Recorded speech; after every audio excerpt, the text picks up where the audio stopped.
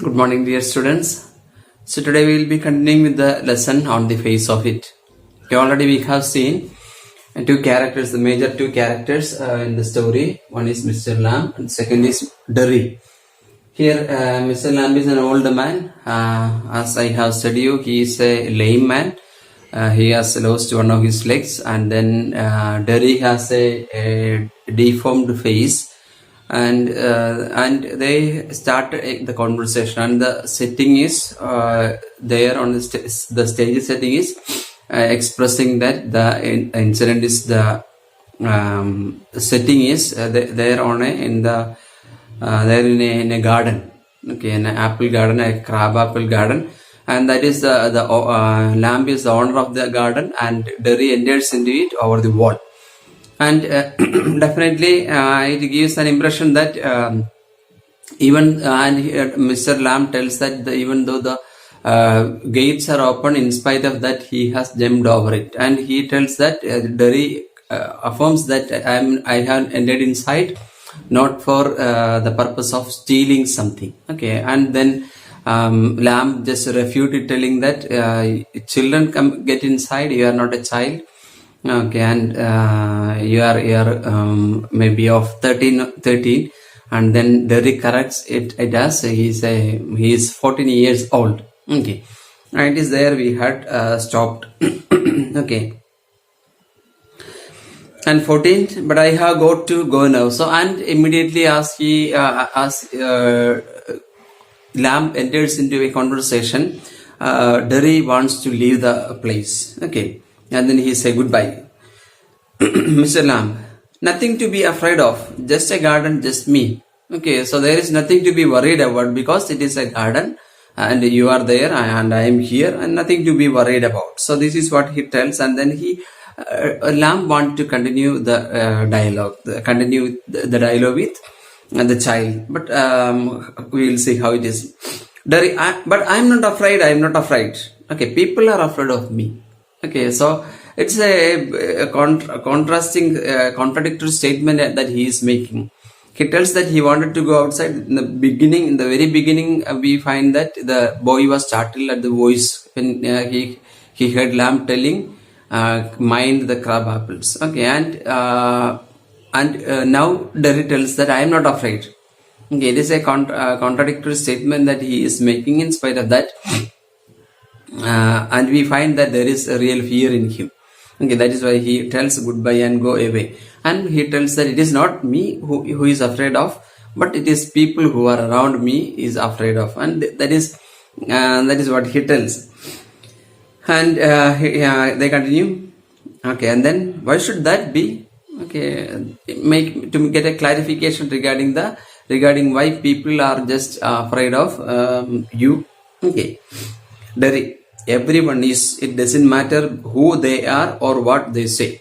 Okay, so they may say anything, they may be great people, they may be courageous people in appearance, but they are all afraid of, or how they look, how they pretend. Okay, and he tells that they pretend, they act as if they are not. I know, I can see. Okay, I know that they are afraid and I can see fear in them. So this is what he affirms. Mr. Lamb, see what? Okay, so see what naturally I can see. Okay, so that creates a kind of confusion in Mr. Lamb, and he asks, see what? What they think. Okay, that's another statement that he makes because thinking is something, an abstract act, and he tells that I can see. Okay, what do you think then? Okay. So, and here Mr. Lamb asks, what do they think then? Okay, just tell me, what do they think? Then, means in the sense what I think about you. Okay, then Derry tells, you think you are just thinking about me. Here is a boy, you look at me and then you see my face and you think that is bad. Okay, so you look at my face and you just just look at me and find my face and you say that it is a bad face. That's a terrible thing. Okay, my face is a terrible thing to look at. That is the ugliest thing I ever saw. And you are thinking that this is the ugliest face I have ever seen. You think, and then you continue, poor boy, but I am not. Okay, you just think that I am a poor boy and I am a pity. You feel pity upon me, but I do not want any pity at all. Not poor. Underneath, you are afraid. Okay, really, in bottom of your mind, you are afraid. Anybody would be, I am. Anybody would look at me will be afraid of. I am. When I look in the mirror and see it, I am afraid of me. Okay, when I look at my own face, I am afraid. Then just think about people who are around me. Mr. Lamb. No, not the whole of you, not of you. Okay, I am not afraid of you fully. Okay, I cannot just say that you create fear in me. Derry, yes. Okay, Mr. Lamb said no. Then Derry tells yes. And there is a pause. Mr. Lamb then continues. Later on, when it is a bit cooler, I'll get the ladder and a stick and pull down those crab apples. They are ripe for it. Okay, so see, he just deviate from this talk. Mr. Lamb, old man, he just deviate from the talk that Derry actually wanted to continue with. He just tells evening will be coming very soon and I'll take the ladder and I'll pluck the crab apples. They are ripe for it. I make jelly.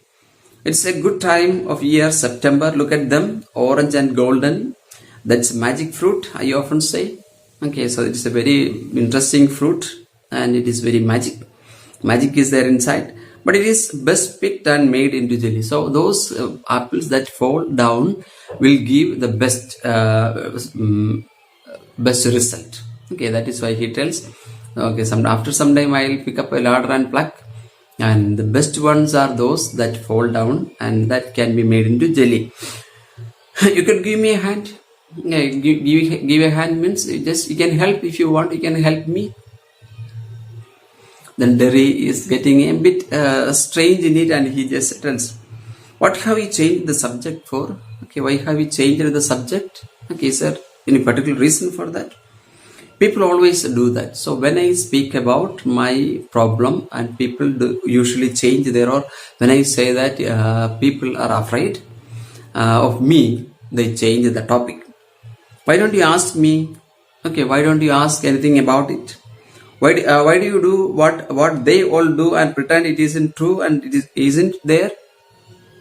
Okay, so when I told about my face, it is an ugly face, and when I wanted to continue about it, and you don't ask about anything about my face and how it happened, why it happened, when it happened, all those questions you avoid, and you just move away from the topic and you say something else.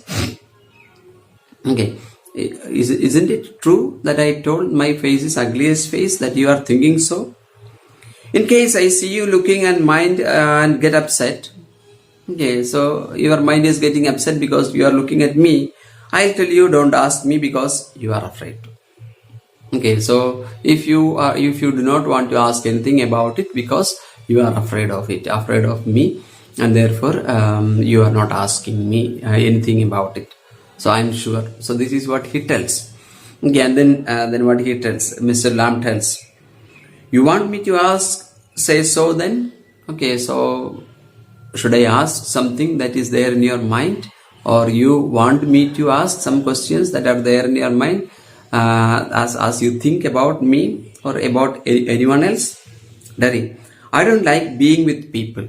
Okay, so now he is just coming out with the real mindset of him. Okay, I don't want to be people around me. Any people. I do not want to be in the company of people. Mr. Lamb, I should say to look at it. I should say you got burned in a fire. Okay, what should I say? Okay, you said that if you have courage, if you do not afraid of me, then you tell me what should I say? You have got a burned face, or you got your face burned in fire. What should I say? Derry, not in fire. I got acid all down that side of my face and it burned it all away.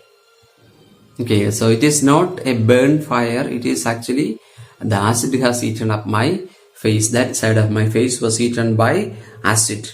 It ate my face up. Okay, it ate completely. It ate me up. See, even though the child has got the acid fell on one side, the child tells that that acid has, though it is only one side, it has eaten my complete personality. So that is what he tells exactly. Okay, it has eaten me up. It ate me up. And now it is like this, and it won't ever be any different. And there will be no change. So we know that it is impossible for making an alteration in the acid burns. Okay, and he tells that it is not going to get corrected. Okay, it cannot be corrected, so it cannot be repaired anyway. So, and he believes in it. Okay, and he tells that it is and now it is like this, and it won't ever be any different. It will not have any difference at all. Mr. Lam, no. Dari, aren't you interested? Aren't you interested hearing about my burned face? Mr. Lam, you are a boy who came into the garden, so just see how he is just deviating from the topic. Plenty do. I am interested in anybody. Okay, aren't you interested in me? That is a question Dari asks, and he in a way to answer that question, he tells anybody who is coming in front of me is something interesting for me. Anything, there is nothing God made that doesn't interest me. Look over there, over beside the far wall. What can you see? Okay, so he just deviate the thought of anything. So this is a central theme of this drama, we can say. Anything that is created by God is interesting. We very often we do not see the creation, the wonderful creation of God. Okay, God has created all those things that are on this earth is something interesting. You know, they are give us some kind of mystery. They are interesting. They give us some kind of interest. Okay, so there is a God made that doesn't interest me. So there is nothing that God made that doesn't give me something interesting. Okay, look over there, beside the wall. What can you see? And just ask. You just look there. What is there? There it tells it is rubbish. It is waste. Okay, it is rubbish. Mr. Lamb, rubbish. Look, boy. Look. What do you see? Okay, you say rubbish. And what do you see exactly? What do you see there? Dari, just grass and stuff, weeds. Okay, so over the wall, I do not find anything good. Only weeds I see. Mr. Lam, some call them weeds. If you like, then a weed garden. That okay. If you some of the people calls it as a weed garden. Okay. And if you are interested to call it a weed garden, okay, you can call it as weed garden. That there is fruit and there are flowers and trees and herbs. Okay, you will find in that weed garden, you will find trees are there, flowers are there, fruits are there, and herbs are there. Okay, all sorts, almost everything is growing up there. But over there, weeds. Okay, over there, weeds. I grow weeds there. Okay, so there are a number of things are there, but over there, in that particular place, I grow weeds. Why is one green growing plant called a weed and another flower? Where's the difference? Okay, so it is not God who created the weeds and the green plants separate. It is we who create. Okay, we are making the difference. Okay, we consider some as good plants, flowering plants, fruit plants, and some other plants are considered as weeds. Okay, weeds are unwanted plants. We know it will. Okay, and he tells that I grow weeds there. Why is one green growing plant called a weed and another flower? What is the difference? What is the difference between these two? It is our life. Okay, so that is the most beautiful thing that God has given. Life. Okay, it grows. All those things that has got life moves, grows. Okay, growing, same as you and me. Okay, so as you grow, because you have life, and I grow, because I have life. So this is what exactly God's great gift, life. Okay, so anything that is created by God has life and that will grow, and it is beautiful. Okay, so this is a philosophy that he put forward. Then there he asked, we are not the same. Okay, I and you are not the same. Okay, why? Mr. Lambton says, not same. I am old, you are young. Okay, and see, definitely you are young and I am old. You have got a bent face, I have got a thin leg. Okay, now only Mr. Lamb reveals that he has got a thin leg. Okay, thin leg is actually a leg, a artificial leg after amputation. Okay, after the leg is removed or something happened to the leg, then people replace it with a tin leg. Okay, tin is actually a light metal. In olden days, people, now there are synthetic things are there, lightweight synthetic legs are there, and olden days people used to wear tin legs. Okay, and then not important. And Mr. Lamb continues, it is not so important. You are standing there, I am sitting here. Where is the difference? Okay, you are young, I am old. Okay, what is the difference? Where is the difference? Then Derry is getting a bit interested. Okay, and he asks, why have you got a tin leg? Okay, and why you are using a tin leg? Mr. Lamb, real one got blown off. Okay, I lost my leg in an accident, blown off years back. And lame lamb, some kids say. Okay, the children who are meeting me, or when they see my way of walking, they call me lame lamb. Okay, so children call me lame lamb. And kids say, haven't you heard them? You will hear children calling me lame lamb. It fits, doesn't trouble me. Okay, I'm not bothered about what children calls me. Okay, children calls me lame lamb because I am lame. Okay, and I accept it, and there is nothing bothering. Okay, so children make fun of me, calling me as lame lamb. But you can put on trousers and cover it up and no one sees. They don't have to notice and stare. Okay, you are safe in all the way because you can just cover the blown up leg or the thin leg with a trouser, with their pants, and that's all. And nobody will stare at you. Okay, nobody is going to stare at you and then trouble you by their look. But your calling is not a problem. That he tells. That is what Derry tells. And Mr. Lamb, some do, some don't.